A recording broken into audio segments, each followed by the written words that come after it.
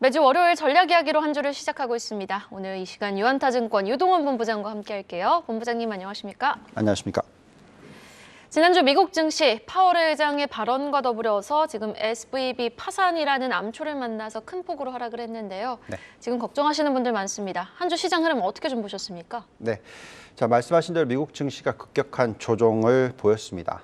SVB 은행의 파산 때문에 나타난 현상이라고 말씀을 드릴 수가 있겠습니다. 지금 미국 증시 흐름 한번 보시면은 다우존스가 4.4%, S&P 500이 마이너스 4.5%, 나스닥이 마이너스 4.7%, 게다가 이제 중소형주들이 포함되어 있는 러셀 2000 마이너스 8%나 급락을 하는 모습 보여주고 있습니다. 자 이제 올해 연초 대비해서 숫자를 한번 보시면은 이제 다우존스는 마이너스로 돌아섰고요. S&P 500, 러셀 2000 둘 다 거의 모든 상승률을 되돌렸고요. 나스닥만 지금 6.4% 상승해 있는 상황이 되겠습니다. 대표 지수들의 차트들을 한번 보시면서 말씀을 드려보면 아무래도 추가적인 하락이 있을 수도 있겠다라는 생각이 들기도 합니다.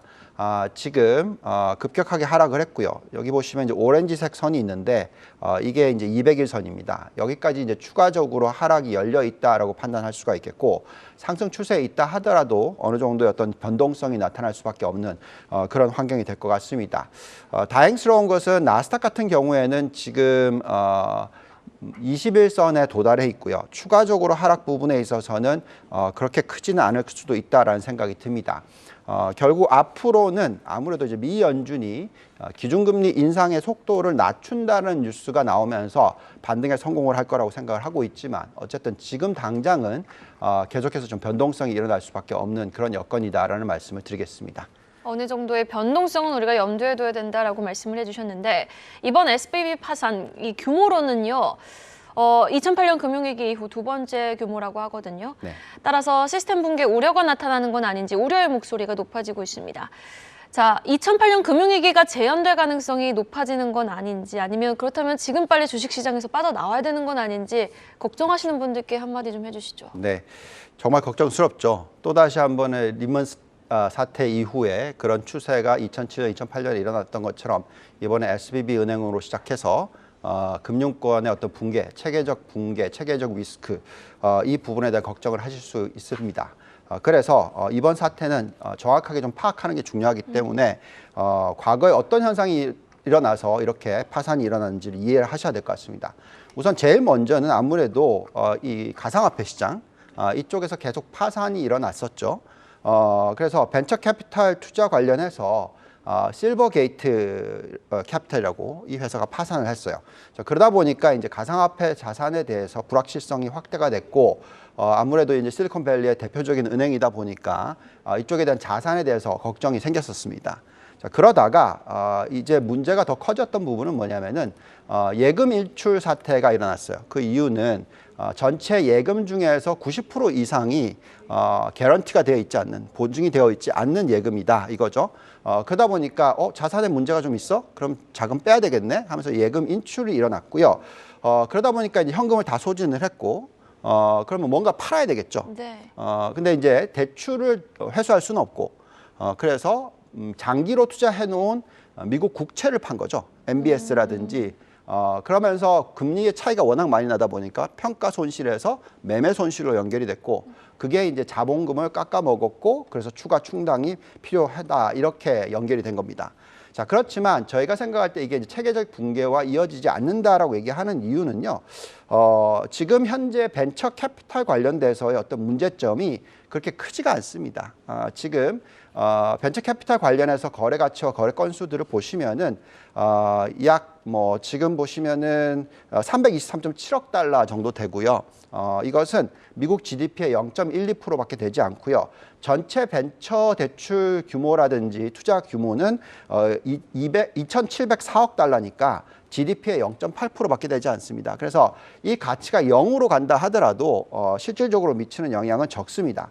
그렇지만 이제 문제는 뭐냐면 이게 뱅크런과 연결이 돼서 예금이 감소하는 현상이 극대화되면 결국 대출 증가율이 급격하게 줄어들게 됩니다.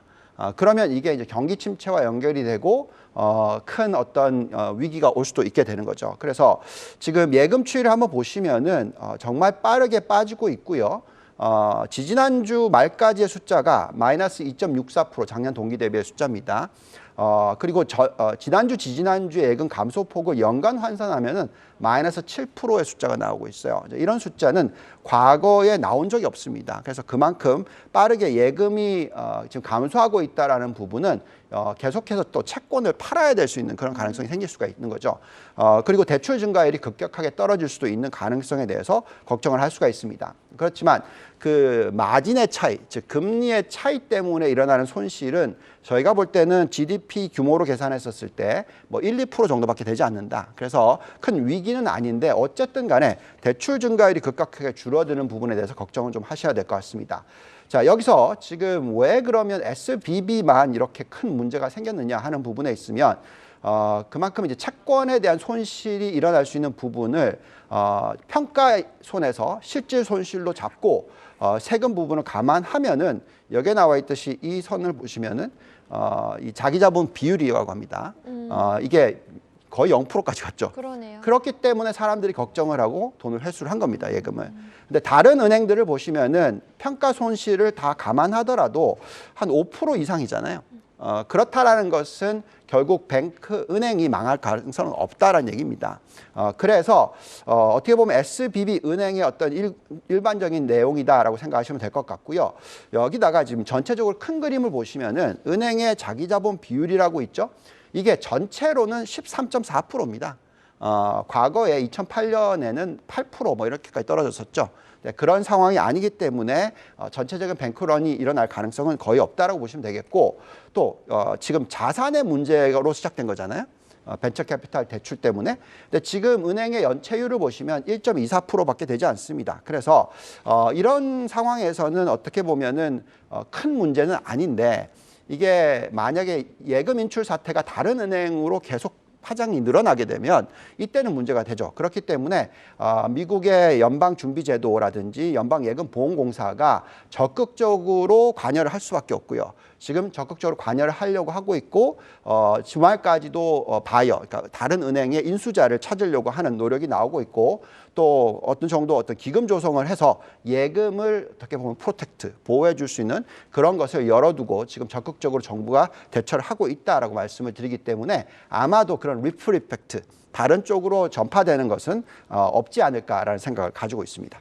이 전반적인 SVB 사태가 시스템 리스크로 번져지는 건 아닌지 우려보다는 일단 변동성은 가져가겠지만 크게 걱정할 필요가 없다라고 말씀을 해주신 건데 사실 이번 사태로 미 연준의 기준금리에 대한 예상치는 크게 낮아졌거든요. 그쵸. CME 패드워치에서 당장 다음 주 50% 금리 인상 확률이 40% 밑으로 내려왔어요. 네. 이 부분은 좀 어떻게 전개될 거라고 보십니까? 네, 자, 이 부분을 이제 고용 지표와 연결시켜서 보셔야 됩니다. 금요일 날 고용 지표들이 나왔죠. 이 숫자들을 보고 있으면 예상보다 높게 나왔네 이렇게 생각하실 수 있어요. 그렇지만 실질적으로 보시면은 임금 상승률이 지금 떨어지고 있다라는 것만은 맞는 것 같습니다. 자, 우선 신규 고용을 보시면은 실제로 31.1만이 나왔기 때문에 예상치인 20.5만보다는 훨씬 높습니다. 그렇지만 과거 평균 44만보다는 상당히 낮은 편이고요. 또 실업률 추이를 한번 보시면은 지금 이제 다시 올라가기 시작했어요. 3.4에서 3.6%로 올라갔고 아마도 이 4.4%까지 도달하면은 금리를 내릴 거다까지도 우리가 예측을 하고 있잖아요. 그런 추세로 갈 가능성이 충분히 있습니다. 또 실업 청구권자 수도 지금 20만을 넘어가는 숫자가 나오기 시작했고요. 그렇지만 이제 노동 참여율이 또 높아지고 있습니다. 62.5%로 높아지고 있고 또 임금 상승률은 작년 동기 대비 숫자로 보시면은 5%가 넘어요. 그렇기 때문에 어느 정도 이 경기 침체로 연결될 것 같아 보이지는 않지만 지금 이 시간당 임금 상승률의 추세를 한번 보시면은 여기 나와 있듯이 지금 뚝 떨어졌습니다. 그렇죠? 0.4에서 0.3, 0.2. 네, 그러네요. 이것을 곱하기 12로 계산하시면 2.4%밖에 되지 않죠. 네. 그래서 연간 단위로 3% 미만으로 임금 상승률이 떨어질 가능성이 충분히 생기고 있습니다. 그렇다라는 것은 인플레이션 압력이 많이 낮아질 수 있는 가능성이 하반기에는 나타날 수 있다. 이렇게 보시면 될 것 같고 그렇다면 미 연준이 지금 이번에 SVB 사태가 금리를 워낙 빠르게 급하게 올렸기 때문에 나타난 현상이거든요. 네. 그래서 이 부분에 있어서 대출 증가율이 급격하게 떨어진다면 미 연준의 입장에서도 금리를 추가적으로 올리지 않을 가능성이 가능성이 높아진다라는 것이죠. 그래서 그렇다 보니까 지금 보시면 달러 지수의 움직임을 보시면 급격하게 상승하던 달러가 다시 하락을 해서 지금 105 밑으로 떨어져서 내려왔죠. 아마도 밑부분이 좀 열려 있는 것 같다라고 저는 생각이 들고요. 또한 지금 평가 손실을 줄일 수 있는 방법이 뭘까요? 아무래도 국채 금리가 하락을 하면 그렇게 됩니다. 그죠?